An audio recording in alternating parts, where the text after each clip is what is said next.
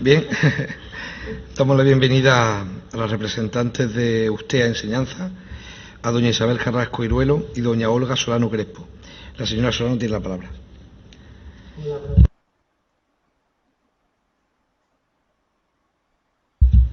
¿Se me escucha? Gracias. Pues buenos días, repito, a todas y a todos. Bueno, estamos aquí por la convocatoria que habéis hecho los diferentes sindicatos para empezar a hablar del pacto social. Nosotros vemos claramente que la situación actual del sistema educativo andaluz es de absoluta excepcionalidad, como todos hemos podido comprobar. Nos encontramos al inicio de un nuevo curso escolar marcada por la incertidumbre y el desasosiego que provocan la vuelta a la docencia presencial y la incorporación a las aulas de miles y miles de alumnas y de alumnos. La pandemia provocada por este virus que conocemos, el COVID-19, ha tenido efectos devastadores de la salud pública, pero también de la educación.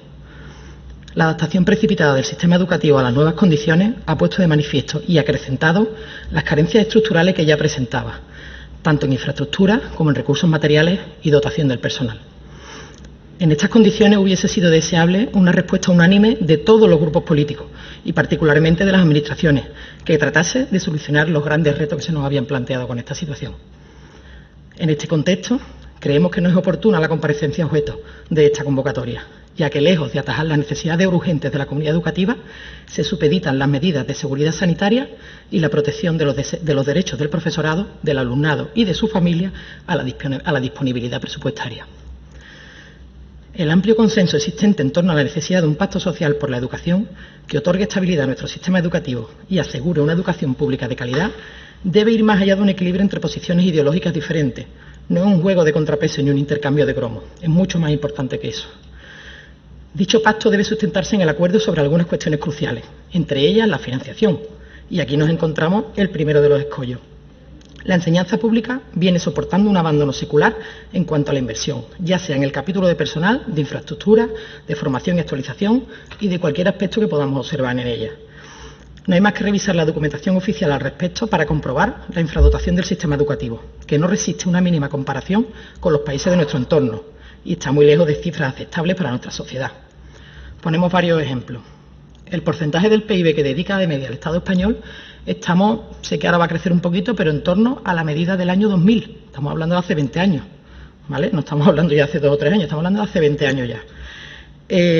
Como mucho, rozamos el 5% entre el 2007 y el 2011, pero valoramos como un valor óptimo más o menos un 7%, que para alcanzarlo habría que hacer una inversión en educación del 66%.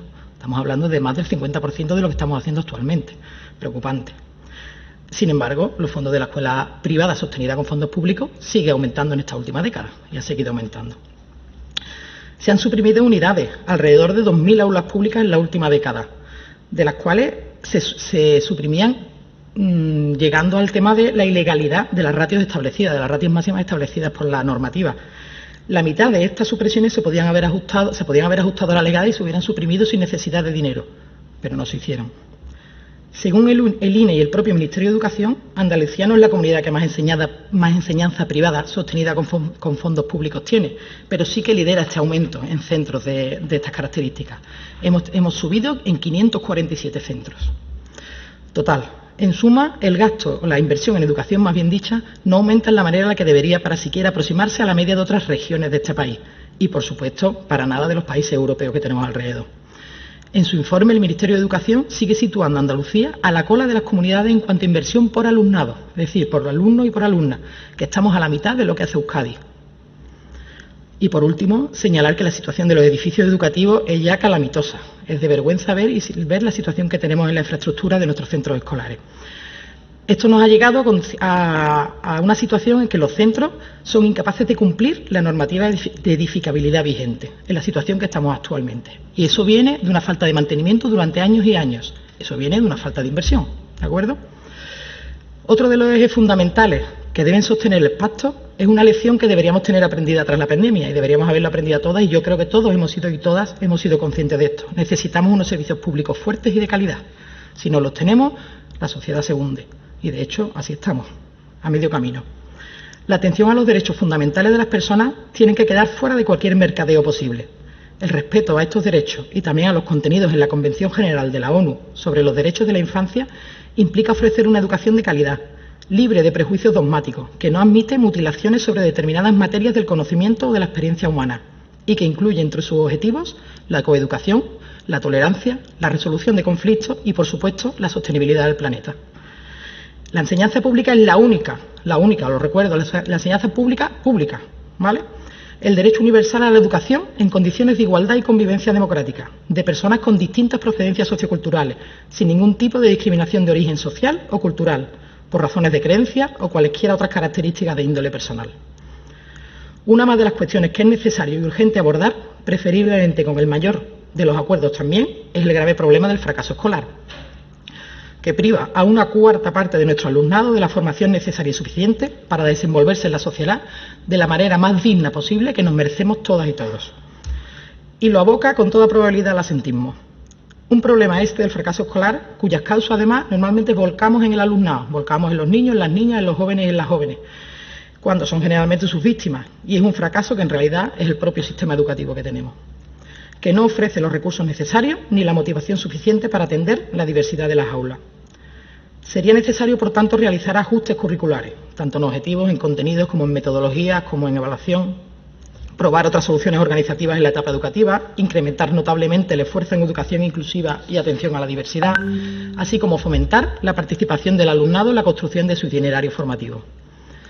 Tampoco podemos olvidar, y para eso estamos aquí los sindicatos, en este paso social por la educación al profesorado, que necesita del reconocimiento y el prestigio social inherente a la labor que desarrolla, pero más allá de meras disposiciones normativas, necesarias pero insuficientes para otorgar a las trabajadoras y a los trabajadores de la enseñanza de la autoridad que confiere la excelencia en la formación y unas óptimas condiciones para el desarrollo del trabajo docente.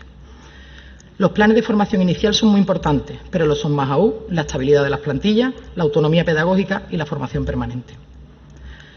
En definitiva, son muchas las cuestiones sobre las que ponerse de acuerdo para lograr el pacto social objeto de este grupo de trabajo. No compartimos la idea expresada a menudo por algunas de las personas con las más altas responsabilidades en materia educativa de una educación de la que hay que sacar la ideología. Nos preguntamos cómo es eso posible. Todas las personas tienen su ideología y no pueden actuar al margen de ella.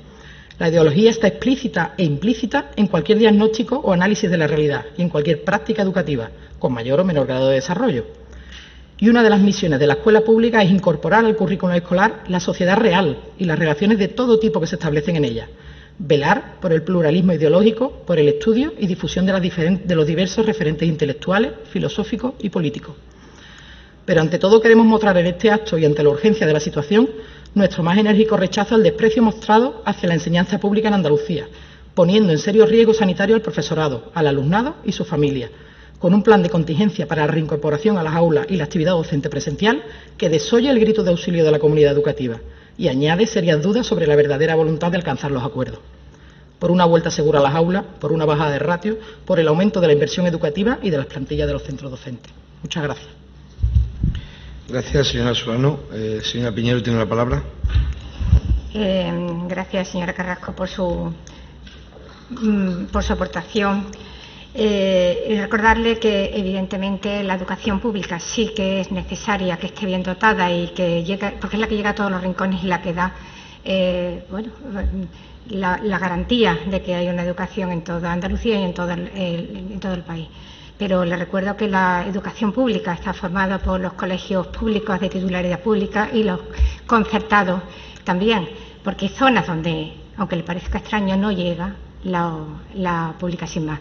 Y además, porque hay una cosa que se llama la elección de los padres, que quieren elegir el centro que más vaya de acuerdo con ello. Por eso es necesaria una autonomía de centros, como ha dicho, la ideología no se puede sacar del todo. Lo que no se puede es una educación que sea ideológica, mermando en cuanto a contenidos más objetivos. Sí que hay una ideología en centros y cada, como digo, centro, según su autonomía, pues puede transmitir esos valores que considere más importantes. Abogamos por la educación pública necesaria, fundamental, y también por la concertada, en la creemos que tiene que haber unos recursos para todos ellos en cuanto a que los padres puedan elegir libremente, como le digo, ese tipo de ideología también que está dentro de la educación. Muchas gracias. Gracias, señor Piñero. Señor García, tiene la palabra. Muchas gracias, señor presidente. Muchas gracias al sindicato Ustea por la presencia y por la intervención que vemos más que imprescindible en este contexto, no solo en el contexto de este grupo de trabajo del Parlamento, sino en justamente el día en el que estamos, que inicia el curso, que casualmente coincide con el inicio de este grupo de trabajo y nos parece más que apropiado los planteamientos. Valorar muy positivamente pues los planteamientos que han hecho sobre la necesidad de aumentar la financiación y la inversión en la escuela pública. También señalar que que los problemas no se han creado en esta legislatura ni se han creado por la crisis sanitaria, ni mucho menos, aunque la respuesta a la crisis sanitaria, pues yo me quedo con esa frase de el desprecio a la enseñanza pública que está caracterizando a esta consejería. Y después agradezco mucho dos planteamientos que han hecho. Uno sobre que los pactos están bien, pero que no deben ser meros equilibrios partidistas, sino que deben ir más allá. Y después el planteamiento que creo que es imprescindible en esta comisión y que va a contrapelo muchas veces de lo que dice mucha gente o de cierto sentido común, de que es falso el razonamiento ese de que la ideología se saca de la escuela. Nadie saca la ideología de la escuela porque es imposible. La ideología está presente en todos los ámbitos de la vida y en todos los tipos de análisis que se hacen, por lo cual el que plantea que la ideología hay que sacarla de la escuela, en realidad lo que quiere es imponer su ideología y que el resto no planteemos otra, y por tanto entender que la educación es un acto profundamente político. Así que muchas gracias por el planteamiento y también una pregunta, si puede, ahora en la segunda intervención, hablar un poco más sobre la necesidad de ajustes curriculares que habéis planteado, de metodología, cómo son las materias, cómo planteáis, si tenéis algún planteamiento sobre ese tipo de cosas. Muchas gracias. Gracias, señora García. Señor Hormigo, tiene la palabra. Gracias, señor presidente. Gracias, señora Solano. Pues yo estoy de acuerdo con... ¿Alguien tiene...? Apaga el que se acopla. Ahora.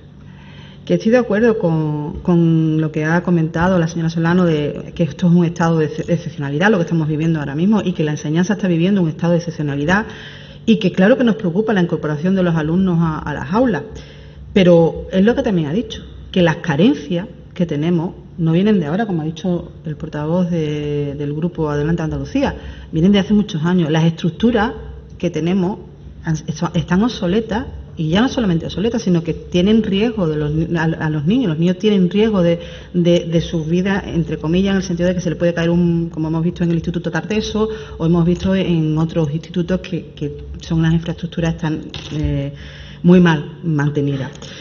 Y también a lo largo de las tres comparecencias que hemos tenido, hay una cosa que sí me llama la atención, que todos pedís medios en recursos humanos, es decir, aumento de plantilla y bajada de ratio.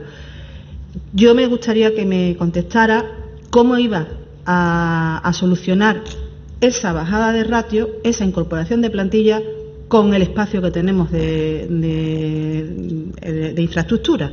Porque claro, eso es un problema que sería añadido a lo que ya tenemos.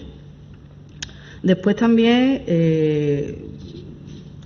es verdad que también me llama la atención el fracaso escolar, que hoy ha salido aquí a colación en las tres intervenciones, de un 21,4% aquí en Andalucía, y es lo que ha dicho. No solamente es el alumnado, es que también hay que motivar ese alumnado para que siga estando, y a lo mejor, como hemos hablado aquí antes, la formación el reciclaje de los profesores deberían de hacer, porque no hemos tocado el tema de la teleformación, que es muy importante y que ha venido para quedarse, que a lo mejor los deberes ya no se van a hacer escritos, sino a lo mejor se hacen a través de plataformas, eso el profesorado tiene que adaptarse a esas medidas que vienen para quedarse. Y bueno, yo ya, el tema de la autoridad del profesorado, sabemos que tenemos un anteproyecto de ley que está aquí, que ya esperemos que pronto se se apruebe y yo creo que no es que fuese, es que es necesario que se le reconozca esa autoridad al profesor, porque cambiarían muchas cosas en nuestra sociedad. Muchas gracias. Gracias, señor Hormigo. Señor Ruiz, tiene la palabra. Gracias, señor presidente. Bueno, para agradecer al sindicato USTEA la disposición a participar en este grupo de trabajo. Nos parece importante. Sabemos que es un momento complicado para participar en este grupo de trabajo y aún así pues han querido venir y queremos agradecerles esa disposición de verdad. Este grupo pues estaba planteado para el mes de marzo y se tuvo que suspender su trabajo y bueno, pues ahora ha llegado en este momento pues también un poquito convulso, ¿no? Le agradecemos sus aportaciones y también el trabajo, igual que hemos hecho con los otros sindicatos, que están haciendo los profesores, que está haciendo el profesorado andaluz en las aulas. El trabajo que han hecho de marzo hasta julio y el que les toca hacer ahora en esta situación también complicada. Decía usted que la situación ha puesto de manifiesto las carencias del sistema educativo. Estamos de acuerdo y, por tanto, nosotros lo vemos como una oportunidad para redefinir el modelo educativo que queremos y creemos que hay que aprovecharla, pero para eso tenemos que empujar entre todos. Tenemos que estar todos empujando en ese mismo sentido para que aprovechemos esta oportunidad. Este grupo de trabajo no pretende ser, como usted ha mencionado, un intercambio de cromos, no es la idea. No se trata de vamos a dar esto a cambio de lo otro o poner en las conclusiones a cambio de que uno ponga lo que el otro quiere, no. O sea, la idea es ver en qué nos podemos poner de acuerdo. Y seguramente en aquellas cosas en las que todos nos podamos poner de acuerdo, pues sean las que cojan más fuerza. Ese es el espíritu de este grupo de trabajo. Pero claro, buscar el consenso también implica pues abandonar actitudes beligerantes. Si enfrentamos a distintos modelos educativos, pues nos entretenemos en eso, en lugar de buscar el que nos puede beneficiar a todos, a toda la comunidad educativa. Estudien donde estudien, elijan el centro que elijan. Y no es una cuestión... O sea, creo que es importante abandonar la actitud beligerante entre modelos para poder empezar a hablar. Y bueno, también estoy de acuerdo en que no se imponga ninguna ideología. Es verdad que es inevitable que nos acompañe nuestra ideología cada uno, pero que es importante que no se imponga ninguna.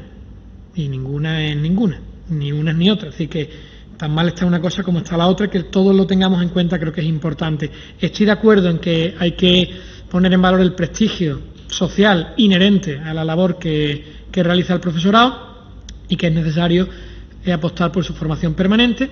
Y también lo que ha apuntado de los ajustes curriculares, y me quiero sumar a la pregunta del compañero de Adelante Andalucía para que nos desarrolle ese aspecto, ¿no? ¿Qué ajustes curriculares propondrían, ya que estamos en este grupo de trabajo, pues intentando sacar unas conclusiones en las que todos nos podamos sentir representados desde el sindicato USTEA? ¿Cuáles son los ajustes curriculares que creen que habría que poner en marcha y que nosotros deberíamos abordar para trasladar al Gobierno? Muchas gracias. Gracias, señor Ruiz. Señora Solano, tiene la palabra. Bueno, habrá cosas que puedo contestar más, otras habría que sentarse más tranquilamente. Bueno, compañera, si no me equivoco, de Vox, ¿verdad? Bueno, solo decirle, yo no voy a entrar en esas discusiones, pero decirle que la libertad de elección de centro no es un derecho, y el derecho a la educación sí. Y que la escuela pública no llega a ningún lado, o no llega a ciertos sitios, eso es mentira. Llega a todos sitios, y esa es la defensa nuestra de la educación pública, porque llega a todos sitios y a todas las personas, ¿de acuerdo? Desde una hasta 200.000, a todas, ¿vale? En cuanto a la metodología y contexto, Adelante y a Partido Popular, ¿verdad? ¿Vale? Me falta, ¿quién falta? Partido Socialista no, pero falta alguien. Es Ciudadanos, ¿verdad? Vale, que no lo sabía. Eso que de repente estaba contando, digo, me falta alguien. En cuanto a la metodología, evidentemente es un tema para sentarnos a hablar a hablar de currículum y ver poco a poco cuáles son todas las variables. Pero nosotros, uno de los colectivos más dañados de esta pandemia, que nos da una lección, es evidentemente los alumnos con necesidades educativas específicas. Entonces entramos ahí a la atención a la diversidad, a la educación inclusiva, una educación en la que las ratios bajan para eso, para tener una educación más individualizada con el alumno, una metodología mucho más activa para que el alumno forme parte de ese proceso de enseñanza-aprendizaje y evidentemente en esa línea todos los cambios que podamos hacer, proceso de evaluación que no se base en notas y en rendimientos, sino que se base en un proceso realmente de aprendizaje y que sea el propio alumno el que aprenda a evaluarse, es decir, una educación mucho más activa por parte parte del alumnado. Entonces, pero claro, para desarrollar esto nos deberíamos de sentar y ya ir viendo poco a poco todo esto, pero en nuestra línea, si no lo conocéis, nosotros tenemos un documento de usted hace sacado ya años, pero es un documento vivo que vamos actualizando que se llama La Escuela que Queremos. Lo podéis ver en nuestra web y ahí podéis ver un poco nuestra línea de trabajo y nuestras líneas de metodología y de currículo que las planteamos ahí, desde lo más amplio a lo más concreto, ¿de acuerdo? Por si queréis algo más. Y de todas maneras, por supuesto, el día que empecemos a trabajar de cosas concretas, aquí estamos, ¿vale? La compañera de Ciudadanos me ha preguntado por el tema de los espacios. Ya hay muchos espacios y muchos ayuntamientos que están ofreciendo sus espacios, pero creo que es una cosa que la Consejería de Educación tendría que haber hecho desde el mes de abril, que además desde los 5 sindicatos de la mesa sectorial se lo dijimos. Estamos aquí para empezar a trabajar para el curso 2021, que sabíamos que iba a ser complicado, y no les voy a decir lo que mañana tenemos planteado para la mesa sectorial, ¿vale? Porque sinceramente es de vergüenza. Entonces, claro que los hay muchos espacios públicos, hay coles cerrados en muchos espacios, hay sitios donde no hace falta bajar la ratio porque ya es baja por las situaciones de las localidades. Es decir, haría falta un análisis pormenorizado de lo que tenemos, y es lo que esperábamos que la Consejería en algún momento, desde el 13 de marzo que se convoca el estado de alarma, que de verdad nos hubiéramos planteado hasta el día de hoy. Y vuelvo a repetir, lo que mañana nos van a plantear es que no tiene ni atisbo de hacer un análisis pormenorizado de lo que está pasando en la enseñanza en Andalucía. Entonces, no me pregunta a mí, pregúntale a su consejero qué está haciendo con los espacios, dónde está buscando soluciones, porque no las está buscando. El tema de la teleformación, por supuesto, evidentemente, nos tendremos que adaptar a las nuevas tecnologías y habrá que adaptarse, pero para eso también hace falta que los centros escolares estén dotados de tecnología. Que yo me río cuando estábamos hablando, el otro día planteaban en una mesa sectorial, la viceconsejera, que es que podía dar la clase un profesor, una profesora desde el aula a la sala de profesores con la pizarra digital. Digo, claro, en los centros no haya pizarra digital en todas las clases. Yo soy madre, tengo una niña donde su centro no tiene pizarra digital. Entonces vamos a adaptarnos, pero vamos a adaptarnos todos. Nosotros con nuestra formación, que para eso lo pedimos, que el profesorado de los docentes estén actualizados con formación, pero claro, para eso necesitamos recursos. Que es que todo el estado de alarma, todo el confinamiento, y vamos a empezar el curso, y a mí me da miedo que volvamos para atrás, evidentemente va a ser con los recursos del profesorado. Y el internet del profesorado, y los ordenadores del profesorado, y el teléfono privado del profesorado, absolutamente todo. Y de aquí, de esta sala, ninguno utilizáis nuestro móvil para hacer una llamada de trabajo, ninguno. Y nosotros utilizamos nuestra línea de teléfono, nuestra línea de internet, nuestro ordenador, absolutamente todo. Entonces, vamos a valorar ya la situación en la que está viviendo el profesorado y la enseñanza en Andalucía. En Andalucía y en el Estado, pero bueno. El compañero del Partido Popular me decía que este grupo estaba preparado para marzo. No, yo no le estoy diciendo que esté mal el grupo, que sí, que esto hay que trabajarlo, y en verdad habría que empezar a trabajar. Realmente es innecesario que realmente nos pongamos de acuerdo en los valores más importantes de la enseñanza y cómo llevarlos a cabo. Ahora bien, después de lo que ha pasado, a mí lo que me llama la atención es que realmente no haya habido un pacto social espontáneo y que de repente todo el grupo político que estáis en el gobierno dijerais vamos a una con esto y nos dedicamos a lo que nos dedicamos, y todos sabemos lo que es, no voy a explicarlo. Dice, esto es una oportunidad para ver la situación del sistema educativo, es una oportunidad para empezar a trabajar. La oportunidad lleva ya muchísimos años. La oportunidad no es que esto nos haya dicho que llevamos denunciando años. Se ha tardado 3 años en sacar la ley de biclimatización de los centros porque estábamos hartos de denunciar amianto en los centros, situaciones de dejación de funciones. Entonces, me refiero, que se lo digo porque me lo ha preguntado usted, por eso le hablo. ¿Perdón? Me refiero porque le estoy contestando porque me lo ha dicho usted. Digo que la oportunidad no es ahora, la oportunidad llevan ya muchísimos años. Por eso digo que estamos hablando de 2 grupos políticos diferentes, de 3, en este caso en el gobierno, tanto el Partido Socialista como el Partido Popular como Ciudadanos. Tenemos de todo. Entonces, me refiero que cada uno asuma, que yo no estoy aquí echando culpa, pero que la cosa viene de largo, que no es una cosa de por qué ahora que ha venido la pandemia nos hemos dado cuenta de que los centros están mal, ¿no? Hombre, llevamos años denunciándolo. El tema del consenso, de las actitudes beligerantes, a mí me llama mucho la atención. Las actitudes beligerantes muchas veces pasan porque ponemos por delante los derechos del alumnado y del profesorado. Entonces ahí no metemos ideología, estamos hablando de derechos y de condiciones laborales de trabajo, estamos hablando hoy en día de salud laboral, por favor, que vamos a meter en los centros escolares a los niños en una situación, al profesorado, bueno, y al alumnado, por supuesto, pero al profesorado, como derecho laboral, lo vamos a meter en unas aulas con 30 alumnos más. Podemos decir lo que queramos, pero riesgo hay. Y no tenemos medidas de ningún tipo, pero de ningún tipo. Gel y mascarilla, enhorabuena. Pero, por favor, Es decir, yo creo que el gobierno, no estoy hablando de nadie de la Consejería de Educación, estoy hablando del gobierno en conjunto. El gobierno en conjunto tenía que haber tomado medidas de mucho más peso para enfrentar la mayor pandemia del mundo, ahora mismo.